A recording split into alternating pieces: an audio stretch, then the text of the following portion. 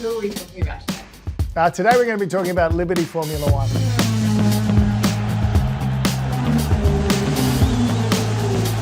Stock story, take one.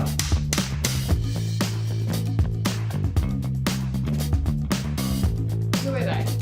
So Liberty Formula One is a tracking stock. It's actually owned by the Liberty Media Group, and it's designed to track they own the business of Formula One.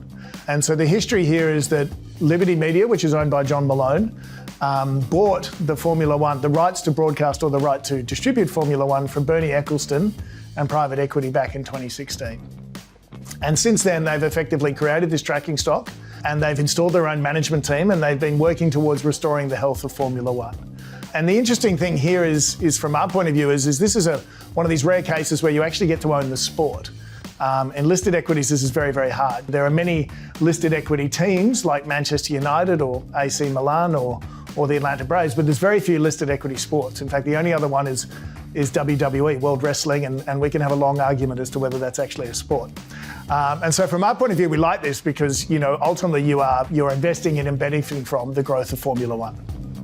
And what do they do? Yeah, so what they do is they run the business of Formula One, and it's a really interesting business. Effectively, Liberty Formula One makes its revenue of three main buckets.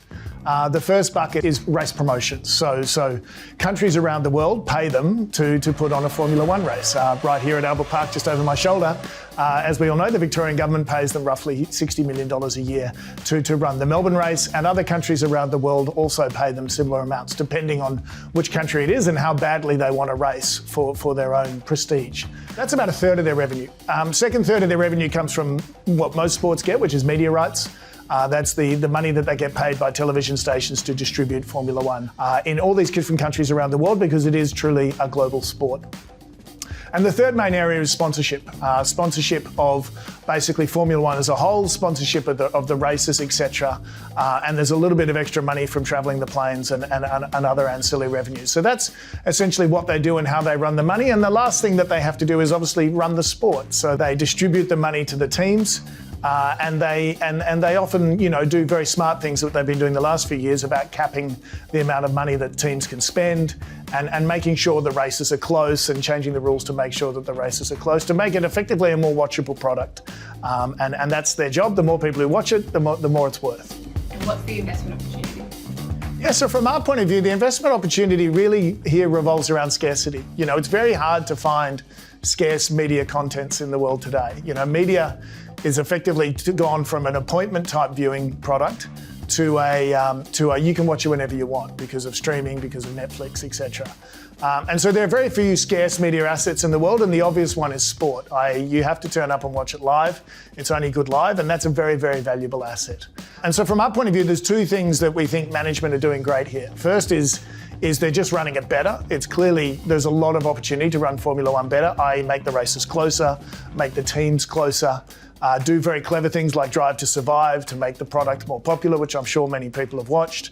Lastly, to create global sponsorship deals rather than just regional sponsorship deals. And also, mix up the races a bit more to more promotable countries. The second key opportunity really for us is the US opportunity. But avid watchers would know that Drive to Survive really unlocked the US audience around Formula One. Formula One has gone from one race in the US to now 3 in the US this year. They're looking to expand the number of teams and include a US team. And the reason why they're doing this is really obvious. It's the media rights. The reality is of the just under $1 billion that Formula One makes off media today, less than 100 million of that comes from the US. To put that in perspective, the NFL media rights in the US are $10 billion per annum. So simply by capturing that US audience, which are just 10% of Formula One viewers today, you have this huge media right opportunities. And so this is something we like at Munro, where you're getting a company that's good in its own right, but then there's uncapped optionality to the upside.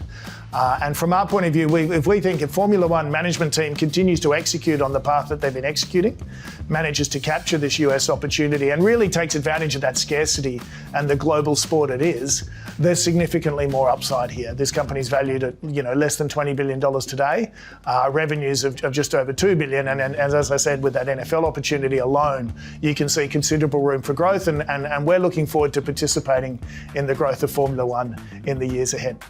And did you watch Drive to Survive? Did anybody not watch Drive to Survive? Do you have a favourite driver? Favourite driver? Oh, my kids love Max Verstappen. He's the winner.